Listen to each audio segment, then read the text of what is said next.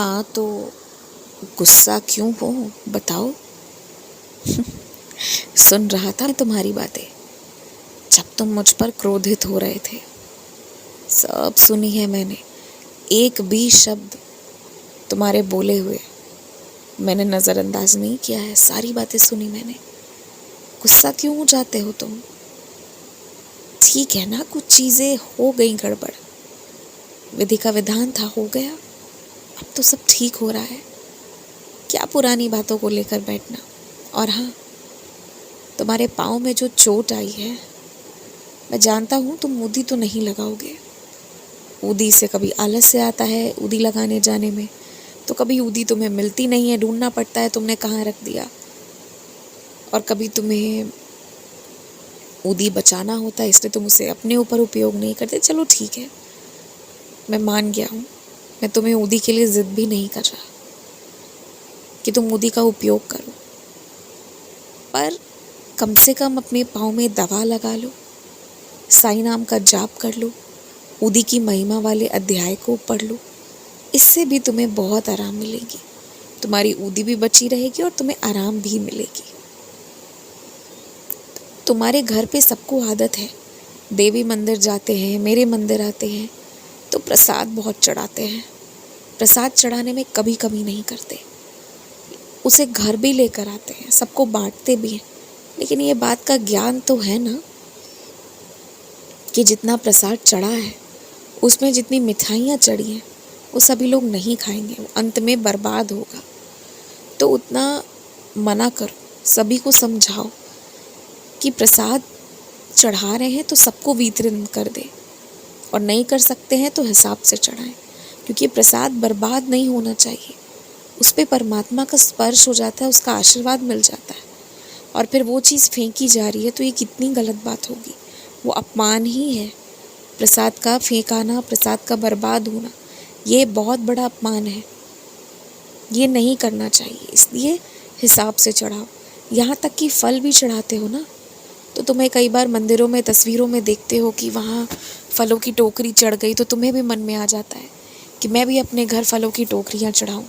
लेकिन तुम्हें इतनी सी बात समझ में नहीं आती कि मंदिर में अनेक श्रद्धालु गण आते हैं। वो फल उसी दिन खत्म हो जाता है और कोई ना कोई ऐसा ज़रूर रह जाता है जिसे वो नहीं मिल पाता, उसे अगले दिन प्राप्त करना पड़ता है। कुछ ऐसे भी लोग होते हैं जिन्हें उस यात्रा में नहीं मिल पाती प्रसाद, अगली यात्रा में मिलती है। क्योंकि मंदिरों में श्रद्धालुओं के, भक्तगण की लंबी कतारें होती हैं, बहुत से लोग दर्शन करने आते हैं। पर घर में जितने लोग हैं और जितनी क्षमता है, जितनी सीमा है खाने की, वो ये प्रसाद ज़्यादा चढ़ा देने से बढ़ तो नहीं जाएगा ना, वो तो उतना ही रहेगा। तो यहाँ तक कि फल, नारियल, ये सब भी चढ़ाते हो तो हिसाब से चढ़ाओ। बेहिसाब कोई भी काम मत करो, नहीं तो फिर वो बाद में बर्बादी होती है। उससे धन की, उससे ऊर्जा की, हर एक चीज़ की बर्बादी है अगर प्रसाद की बर्बादी होती है तो। और ये नहीं होना चाहिए, तुम इस चीज़ का ध्यान रखो। तुम्हारे घर पर जो भी आते हैं, जितने भी लोग तुम्हारे घर पर आते हैं, सबकी दृष्टि ना तुम्हारे कमरे में पड़ती है, क्योंकि तुमने कमरे के बाहर का पर्दा हटा रखा है और ना ही तुम दरवाज़ा बंद करके रखते हो। और ये गलत बात है, ये इस तरह दृष्टि नहीं पड़नी चाहिए।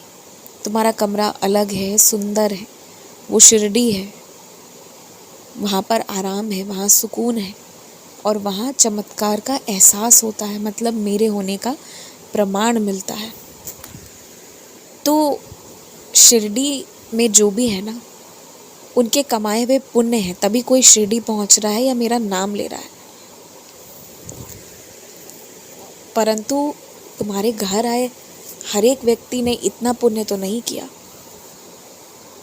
कि उन्हें तुम्हारे कमरे के दर्शन मिलते रहे। ये नहीं होना चाहिए। तुम इस बात को समझो, तुम जिस कमरे में रहते हो ना, वो साधारण कमरा नहीं है। तुम्हें कभी वो अजीब सा लगता है, बिखरा हुआ लगता है, पर वो साधारण कमरा नहीं है। अनेक चमत्कार, अनेक कृपा उस कमरे में हुई है।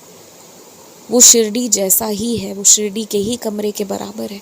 ये आशीर्वाद मैंने तुम्हारे कमरे में भरा है। अगर तुम एहसास करना चाहोगे ना तो अब भी कर सकते हो, घंटे भर में भी कर लोगे। ये सुकून दे रखा है मैंने तुम्हारे कमरे को, इसलिए वहाँ बाहर दरवाजे पर, कमरे के बाहर पर्दा लगा कर रखो, दरवाज़ा बंद करके रखो, और आए गए जो भी लोग हैं सभी को पूरा घर ना दिखे, इसलिए उचित स्थानों में पर्दा लगा कर रखो। चाहे ये चीज़ में जितने भी खर्चे हों, मगर ये काम आज या कल, इन दोनों में से किसी एक दिन तो पूरा कर ही लो। तुमने किसी को वादा किया था कि उसके टूटे हुए हाथ की तुम ठीक करने के लिए तुम कुछ दवाई ले जाकर दोगे, और तुम भूल गए थे लाना। आज ले जाना। बहुत दर्द में जब कोई है और तुम उसकी मरहम लगाओगे ना, तो बहुत आशीर्वाद मिलेगा, और तुम्हारा जीवन एक दिन के लिए भी रुकेगा नहीं, तुम्हारे जीवन में प्रगति होते रहेगी। तो इसलिए वो दवाई ज़रूर ला कर देना, और दवाई ना दे पाओ तो कौन सी दवाई लेनी है ये बता देना और पैसे दे देना, ताकि उस व्यक्ति को आराम मिले और तुम्हें आशीर्वाद। खूब खुश रहो, मुस्कुराते रहो, मैं हर वक्त तुम्हारे साथ हूँ।